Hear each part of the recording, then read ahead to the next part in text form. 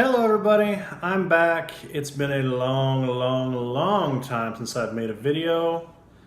Just been busy. I have no good excuse. I've had 2 stacks of comic books sitting here on this table for probably 2 months now. It's been growing. And I say every day, I gotta make a video. And I just haven't. I'm sorry. So I've got stuff here that I picked up at the local comic shop. I attended the Kokomo comic book convention back in mid-October. What I picked up where, I'm not sure if I remember anymore, but we're gonna go through and we'll see. I got some good stuff here. One really nice key book and just a lot of fun comics like I normally do. And one sweet Godzilla t-shirt. That's nice. I don't know why I showed you my t-shirt. I don't know. Okay. Halloween time, I always try to pick up some horror books. I'm a big fan of the old Marvel comic reprint books from the 70s to reprint all their 50s horror books. The Kokomo Comic-Con, this one guy had a booth set up that was just haphazard. It was about 20 long boxes. The guy looked like he didn't care one way or the other whether he was selling anything or not. The boxes were beat to hell. All the books were $2 each. Some bagged and boarded, some in disgusting brown, which ones were maybe bags. Some just loose, that had been thumbed through and fingered and touched and all bent up. But I dug through all these and I found some fun stuff. And I found some in terrible shape, but I found some in really good shape as well. So I'm gonna get right to it. Talking too much already. Weird Wonder Tales number 10. See, Bronze Age Marvel, as always. Weird Wonder Tales number 3, The Thing in the Bog. This one's pretty beat up, but it was $2 and I had to rescue it. Give it a home. This one is in really nice shape. Monster of Frankenstein number 5. The monster walks among us. This would be cooler if it was before Halloween and not November. Still, cool book. Then between that guy and my local comic shop, I picked up a bunch of Where Monsters Dwell. These stories are fun. I like these stories, but honestly, it's all about the covers. These covers are great. The colors are great. Where Monsters Dwell number 8. Look at that, 15-cent cover back in the day. Got it for $2. Very excited to have this. Number 19, The Insect Man. None of these stories are really scary. Like the EC comics back in the day were scary. These are just fun science fiction stories. See, I swear I showed you this one in a video. Maybe I've just had these so long I just thought I had. But Where Monsters Dwell number 24. The Things on Easter Island. That's a cool story. Obviously the heads on Easter Island are actually, giant aliens that have bodies. That's fun. Cool story. Where Monsters Dwell 25. I like this cover a lot. Not sure who does this. I think this is a Ditko cover, but it's nice. It's purty. Where Monsters Dwell number 27. Let mankind beware. Grog is here. Stan Lee, from what I've read, Stan Lee came up with all these monster names. They're all just like sounds. I'm just imagining the artist bullpen, like hearing the latest pitch and just being like, Jesus. Okay, Stan, here we go. I'll make something. Where Monsters Dwell 28. He walks, he kills. Droom, the living lizard, as opposed to the dead lizard? The imaginary lizards? I don't know. Godzilla knockoff, I assume. Purdy. Where Monsters Dwell 29. That's an alien robot looking guy. I don't know if I'd qualify that as a monster, but still, very cool. I'm almost done with the series, and I actually got the last issue of the series, Where Monsters Dwell, number 38, which, being a wrestling fan, I appreciate, because it's the heavyweight battle of the century to decide the champion of two worlds. I like it. There's a sticker on the back that says $8.99 final issue. I do not recall paying $8.99 for this book, but it's nice. Kokomo Con, you know, I've had problems with this con before because I swear people just, they're not interested in selling books. They just want to have stuff on display, and they don't want to negotiate price. They don't even think about negotiate price. I don't understand. So I stick to the cheaper books by and large. As always, I am slowly putting this run of Atlas comics together. And I found a whole stack in a guy's booth for $1 each, and they're all pretty good shape. The Cougar, number 2. Again, this is a company formed by a Marvel Comics former publisher in the mid-70s, so they all have kind of a Marvel flair, but like the Kmart of Marvel, you know? Just not great, but kind of recognizable. I don't know. I usually find these cheap, but finding them is always hard. In decent condition is really tough. Planet of Vampires, number 2. It's a cool cover. Who did this? Is it Ernie Chan? And I'm too lazy to open it, and I didn't research before I made a video. Book's been sitting here for 2 months, and I didn't research. I apologize, everyone. Weird Suspense featuring the Tarantula, number 1.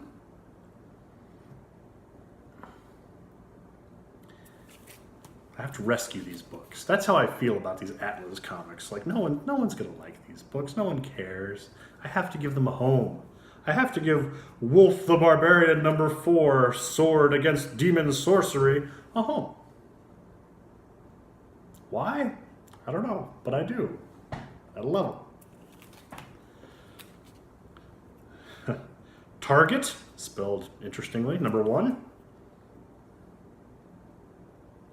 I didn't know this was a series. I've never seen this book before, or any of the issues in this series. Morlock, 2001, number 1. This one's not in the best shape, but it was like $1. Looks nice. The Destructor, number 3. This has a Marvel flair to it. Like, I could see this being a Marvel character very easily. And The Destructor, number 4, which I think I have multiple copies of this. I need to go through and I need to thin the herd out because I know I have a lot of duplicates, triplicates. I don't know. I need to do some eBaying, I think. Sell some product. Good stuff, though. Okay. Let me show you guys. As always, Jack Kirby. I love me some Jack Kirby books. Between the comic shop and Kokomo Con, I picked up a nice little stack. We got Iron Man number 95, 1976. That's Jack Kirby cover. Jack Kirby did a lot of covers for Marvel in the mid-70s, late 70s that are really nice. But finding them in decent shape for decent price is tough. Got this one, I don't know what I paid, but I didn't pay much. None of these books, except for like 1 or 2, did I ever pay more than a couple bucks. This one I paid a few more bucks for it. It's pretty. This is nice. Silver Age, Captain America number 112. The album issue. This is a cool comic. If you get your chance to pick this book up, or even in reprints, pick this up. This is a lot of great Jack Kirby art. A lot of splash pages. Just looks good. A lot of like poster and print-worthy art in this book. Just really nice. I picked it up at a good deal. It's not mint by any stretch. Got some major spine issues, some color breaks, but it presents nice. Good book. I'm getting warm in my house. Let me have a little Diet Coke. Very professional. More Jack Kirby fun. I have this issue, but in really bad shape from a couple years back. But I found a few issues in this run in really nice shape. Silver Star, number 1. This is 1984, maybe. Silver Star, number 2. not Kirby's best work, but they're still, even quote unquote bad Kirby, I was doing quotes with my fingers up here, you couldn't really see. Even bad Kirby is still, there's something just dynamic about it, something that draws me to it. I don't know.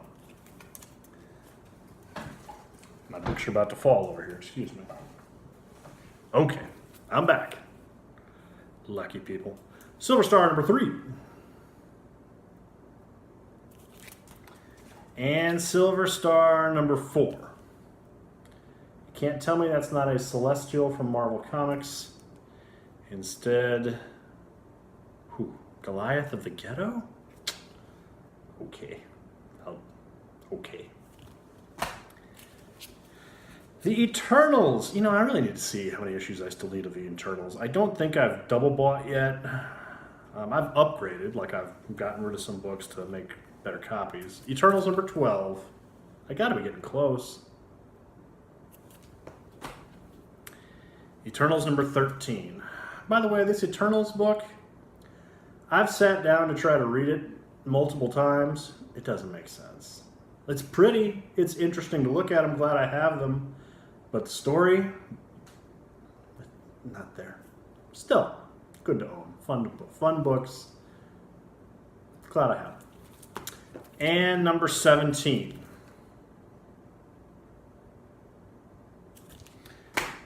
And I was also able to find a couple issues of Black Panther. These books are really hot right now because the movie's coming out, but found a couple, not in mint shape, probably in good plus. Black Panther number 5. Again, Jack Kirby. Basically, go see any of these Marvel movies. Jack Kirby had a hand in it. You know, I just saw Thor, and walking out, some people were saying, we're talking about Stan Lee, like some girls and a couple of guys, and the girl was like, well, who's Stan Lee? And the guy's like, well, he created all of this. He created everything. And all I could think, and I like Stan Lee. Stan Lee is great. But obviously he didn't do these things himself. The man couldn't draw. The man came up with ideas, and other people created them, drew them, brought them to life. There's wiggle room there for who created what. But anyway, I was thinking about Jack Kirby and all the things he had co-created at the very least, and just like, people don't understand. The movie going public doesn't understand. Black Panther number 6. That was a bit of a rant. Sorry about that. This is a really cool book, and I think I actually own another copy of this, but I saw it for like $2, $2 or $3, and I wanted to bring it home anyway. What if the Marvel bullpen had become the Fantastic Four? This is Jack Kirby as the Thing, Stan Lee as Mr. Fantastic. It's just it's a cool book. It's a nice look inside somebody's thinking on the House of Ideas, Marvel Comics back in the 60s and 70s. Speaking of Jack Kirby and Stan, here's another book I paid like $10 for. Mr. Miracle, I do buy some DC comics every so often. Mr. Miracle number 6. Now, besides being just a cool book, Mr. Miracle is an interesting character. It's the first appearance introducing Funky Flashman. Funky Flashman is a character that is, it's Stan Lee.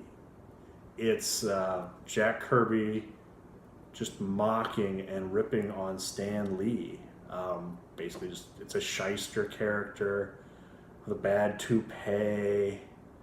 It's something where everyone pretty much praises Stan Lee, and I love Stan Lee.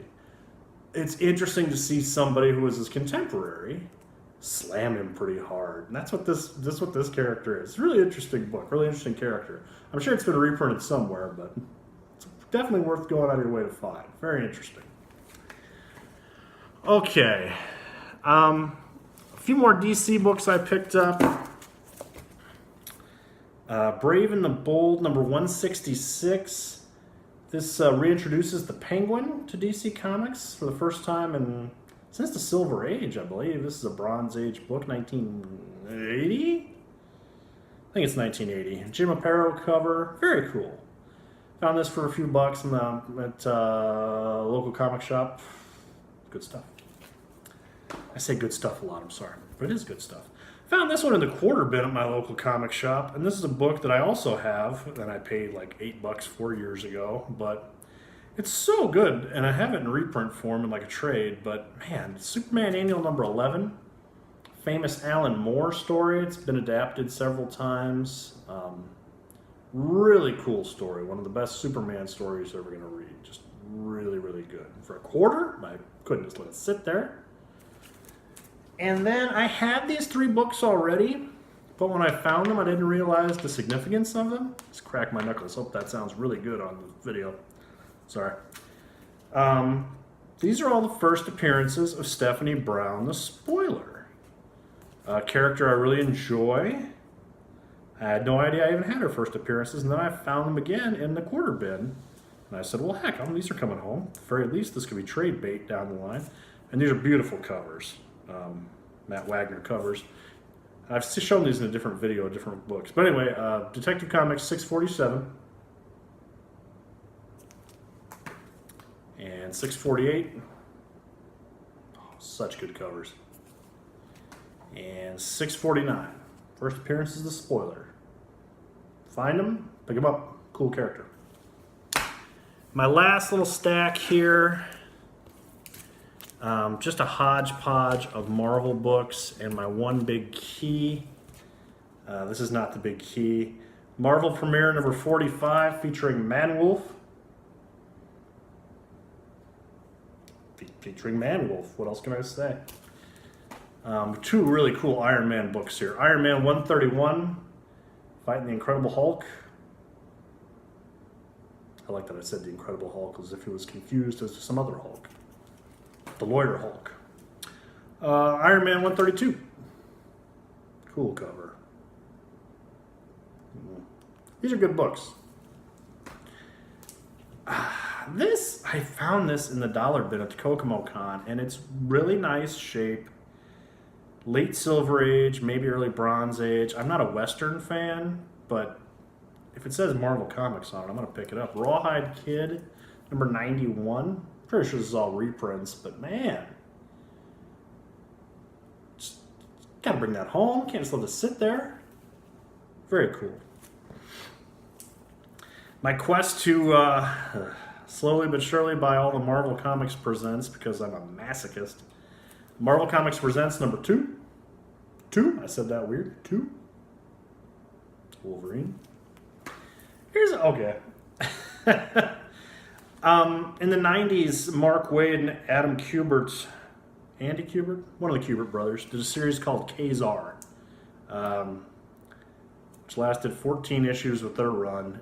And I read it, and I had through issue 13, and for whatever reason, I didn't pick up 14 when it came on the shelf. And I've been kind of half-assed looking for it ever since. Excuse my language. And I never really made like a hardcore effort to find it because I kind of forgot about the series, but I never came across it. Kokomo Con, 50 cent bin, I found it. I was finally able to finish the story.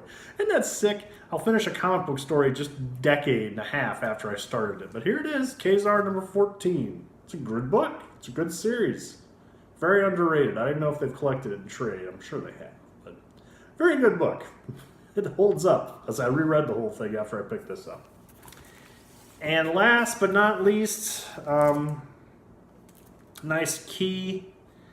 Not one that I was necessarily dying to get this year, but I found it for a good price, local comic shop. Really nice shape. This is probably fine plus condition. Marvel Superhero Secret Wars number 8.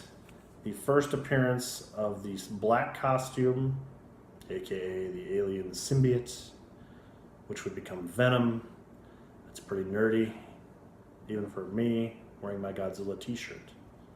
But yeah, really cool book, key, happy to have in the collection. I definitely spent more than a couple bucks on this, but it's a good deal. Good stuff. Good stuff. Pretty comics and good stuff. That's what I'm about. And that's what I got. That is it. Thank you, people. If you're watching, if you've subscribed, if you leave a like, leave a comment, I appreciate it. Hopefully, I'm looking right now at a stack of trade paperbacks that I bought or acquired, and hopefully I'll make a video on that here in the near future. Hopefully it won't be another 2 months. Try to do these things much more regularly. But But thank you. Thanks, everybody. We'll talk to you soon.